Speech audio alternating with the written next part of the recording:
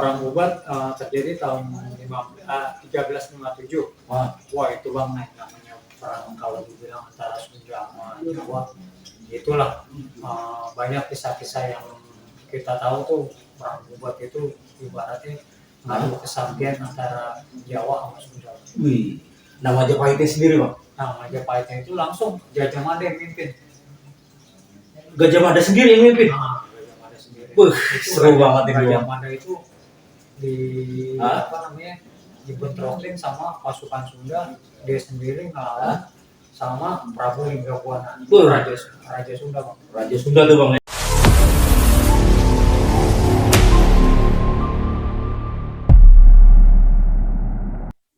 Assalamualaikum warahmatullahi wabarakatuh. Balik lagi dengan Bincang Santai bersama Bang Denny. Mantap. Kali ini Bang Denny banyak rekan-rekan Bang Denny untuk menceritakan perang Bubat. Nah, kebetulan Bang Denny sendiri kurang paham, mungkin Bang Andri yang paham nih. Pada tanggal berapa, tahun berapa, dan dengan siapa peperangan itu berlanjut.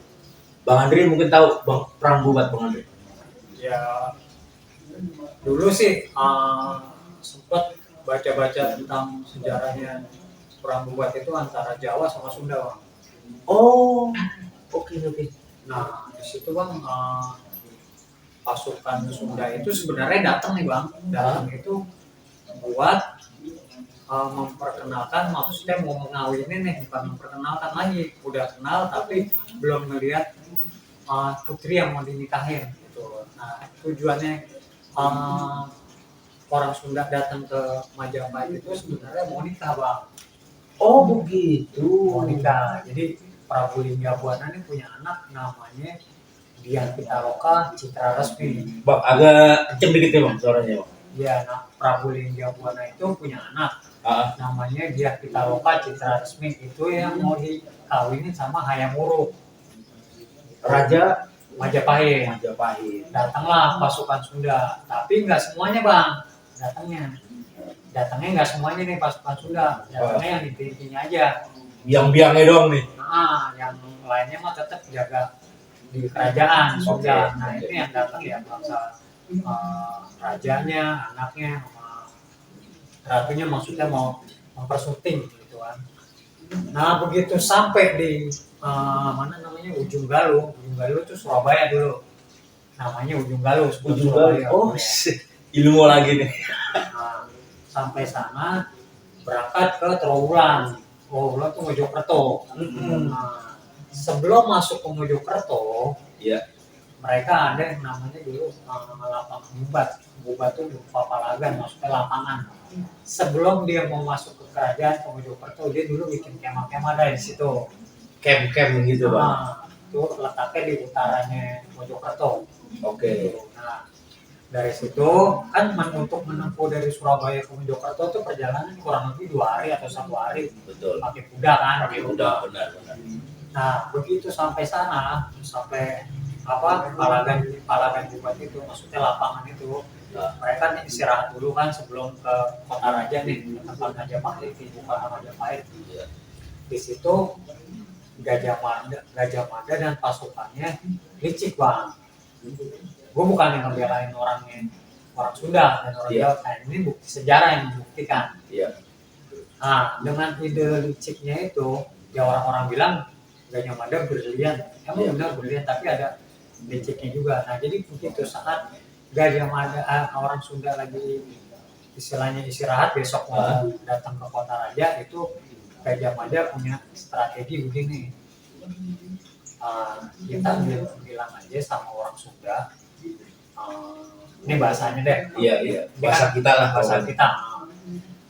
Padahal sih nggak begitu. Ini diistilahkan. Nanti itu permaisuri yang mau ngelamar Hayam Wuruk itu kita bilangnya selir, bilangnya gitu. Jadi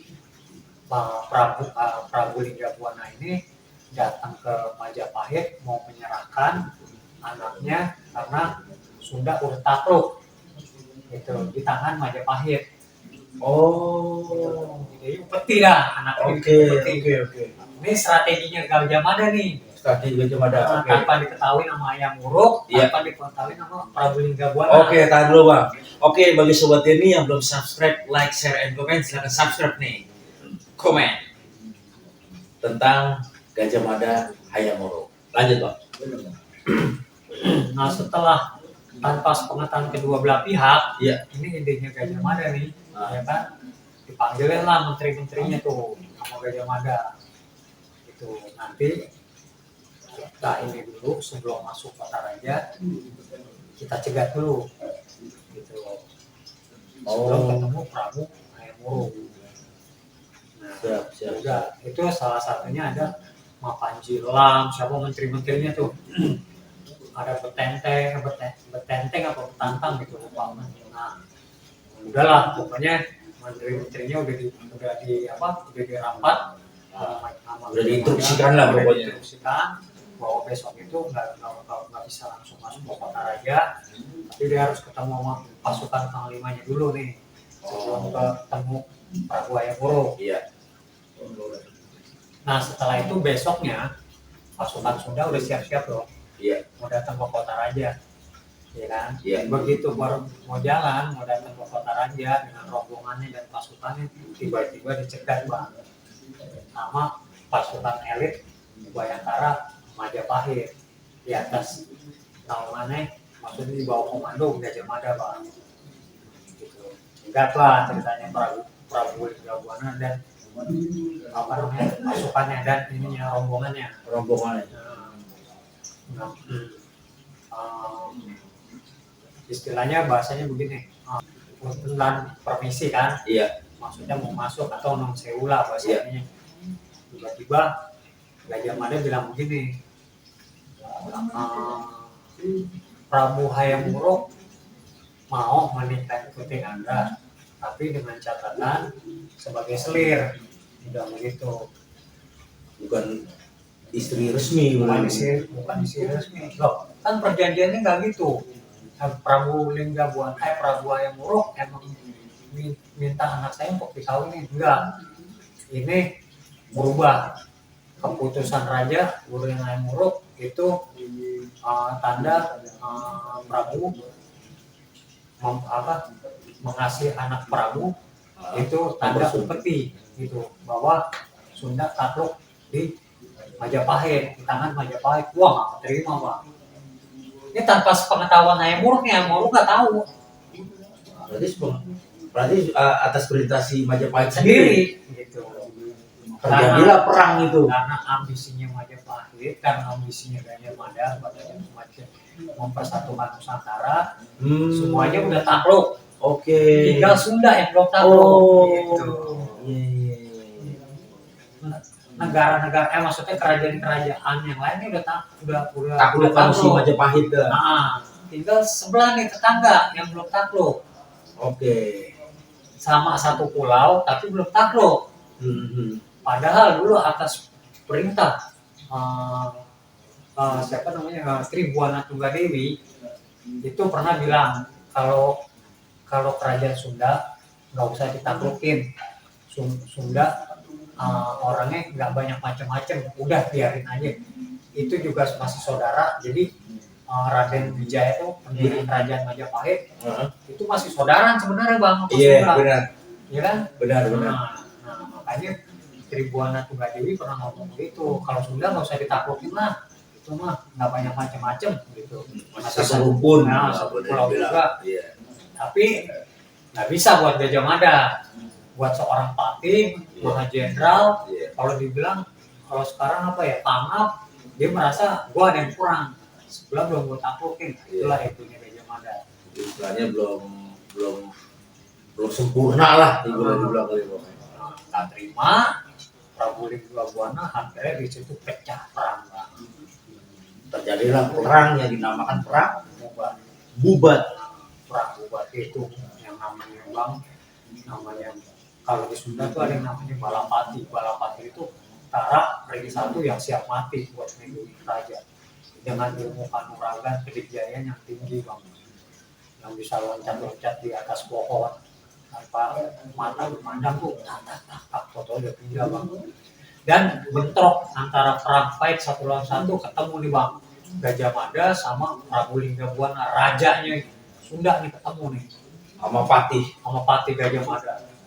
Itu perangnya bang, kalau itu kelihatan dari dua pemilik aura, satu Gajah Mada memancarkan cahaya hijau, satu lagi memancarkan cahaya biru, jadi itu aura cakra prana kebuka tuh bang. Gitu. Pernah tahu nggak apa namanya prana cakra, pernah belajar nggak gitu? Maksudnya pernah dengar nggak? Biasa ada tuh bang kalau di apa namanya di uh, kalau buat terapi kesehatan tuh ada tuh cakra prana. Iya. Nah itu semua memancarannya tuh bang. Jadi saking aura-aura yang apa di apa namanya diliatin kedua belah pihak itu antara Prabu Dirgabuana dan Gajah Mada itu saling mengeluarkan ilmu-ilmu tingkat tinggi bang. Wah itu ngeri bang. Sama-sama ngeluarin kekuatan penuh ya bang di situ. Nah Gajah Mada ngeluarin keris juga, Prabu Dirgabuana ngeluarin keris atau kujang atau nah kerisnya sampai bentrok itu menimbulkan aura panas bang. Jadi di sekitarnya itu radius berapa tuh rasanya panas. Orang yang dekat-dekat dengan situ bang itu berasa seperti kebakar. Tuh ilmu tenaga dalam apa yang mantap gitu. Dan tuh sambil ngomong, berdua tuh sambil ngomong, ada dialognya tuh. Prabu Linggabuana Gajah Mada yang ngomong gini, udahlah kita udah sama-sama tua, udah berumur, udah banyak makan garam di lapangan, udah kita sudahin aja begini kayak gitu, anggap aja Sunda nyerang Majapahit. Wah makin ngamuk, nggak terima gitu, maksudnya udah bilang aja takluk gitu, tapi Sunda nggak mau, tetap perang tidak gitu kan. Nah Prabu Linggabuana akhirnya kena tusuk sama kerisnya Gajah Mada bang. Gitu. Itu wah namanya ilmu apa tahu udah ini deh bang, kalau dibilang nama raja kan raja ketemu sama panglima sama jenderal besar, udah ilmu yang udah keluar tuh apa aja, keris aja dicabut itu berasap, asapnya itu aromanya yang dekat-dekat itu pingsan, bau racun, bau inian tuh, mungkin tuh keris juga nggak ngerti. Nah udah bang, setelah itu akhirnya tinggal yang perempuannya nih bang, maksudnya kayak istrinya Prabu Linggabuana, anaknya Prabu Linggabuana yang mau dinikahi, maksudnya rombongan yang perempuan yang tinggal. Akhirnya apa bang? Itu sebenarnya menurut cerita malah sebenarnya hampir keteter loh bang pasukan Majapahit sama balapatinya si Prabu Linggabuana. Hampir keteter ngadepin apa namanya pasukan Sunda dengan jumlah yang sedikit, nggak imbang, Majapahit jumlahnya banyak tapi hampir keteter.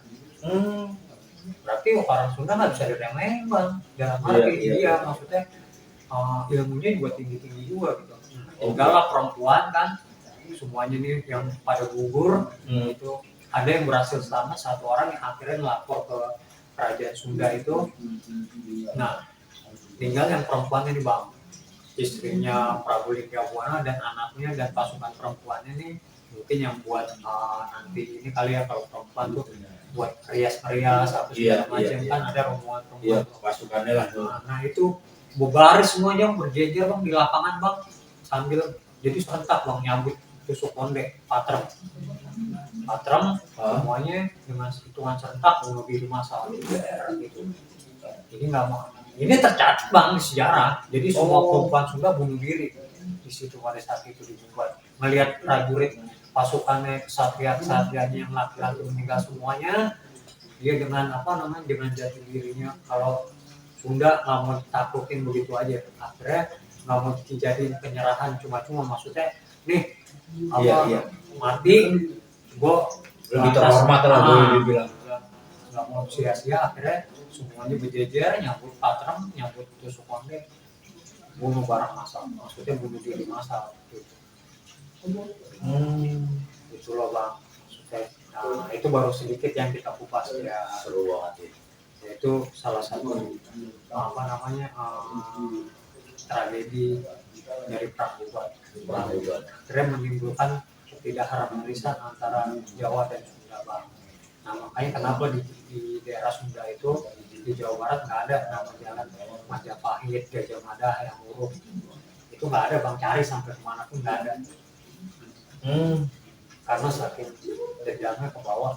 Ya kalau dibilang dendam sih mungkin karena ya bang sekarang ya orang gimana lah ini ya tiba-tiba dikhianatin gitu. Betul. Sampai sekarang bang nggak mau tuh di Bandung kek, di Bogor kek, di ya pokoknya kota-kota besar di Jawa Barat nggak ada yang namanya kayak jalan Gajah Mada kayak padahal kan nama-nama itu kan dibuat jalan tuh. Iya.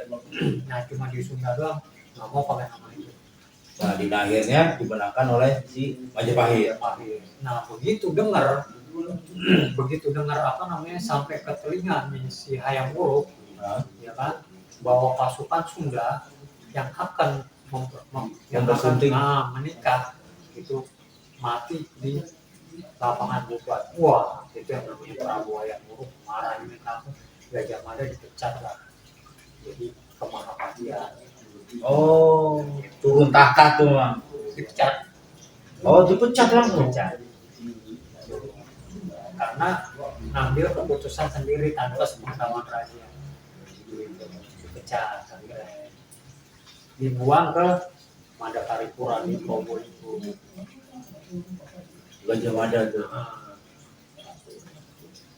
Ya gitu deh bang. Nah, terus tapi nanti di eranya siapa Gajah Mada sempat ditarik lagi tuh bang. Jadi pati lagi tapi nggak lama karena udah reputasinya udah nggak bagus. Akhirnya dia merasa gue di Majapahit juga nggak punya kesempatan buat berkarir lagi, akhirnya balik lagi di Probolinggo. Nah itu yang dari sisi kerajaan Majapahit. Dari sisi kerajaan Sundanya, begitu dengar Prabu Linggabuana mati, dia Pitaroka meninggal, putrinya meninggal, pasukan semua meninggal, sama pasukan laki-laki meninggal, satria laki-laki meninggal, yang perempuannya meninggal. Akhirnya kerajaan itu dipegang sama adiknya Prabu Linggabuana namanya Bunisora. Begitu dengar Bunisora dengan kecewa, merasa dikhianatin, pengen balas dendam, tapi akhirnya niat balas dendam itu diurungkan. Gitu. Ya cuman ya akhirnya jadi hubungannya jadi nggak bagus antara Sunda itu. Ya gitu sebab cerita yang bisa. Waduh, mantap sekali nih Bang Andri nih ceritanya nih. Nggak bisa cerita apa-apa nih tentang perang Bubat ini Bang Andri. Mungkin next berikutnya gimana hubungan kelanjutannya mungkin next episode kali ya Bang Andri ya. Ini buat pelajaran aja maksudnya kita sesama suku udah itu masa lalu dari orang-orang dulu dan kita masa sekarang tetap harmonis lah Bang. Harus. Karena kita kan NKRI kesatuan kita udah di bawah nama Indonesia Raya. Oke Bang Andri. Terima kasih nih Bang Andri. Wah, banget ceritanya nih. Lagi dan lagi ceritanya. Aduh. Oke, terima kasih bagi sobat Denny yang belum subscribe, like, share, and comment. Silahkan subscribe. Semoga Bang Denny selalu memberikan inspirasi dan ide-ide cerita yang memberikan edukasi yang bermanfaat. Wassalamualaikum warahmatullahi wabarakatuh.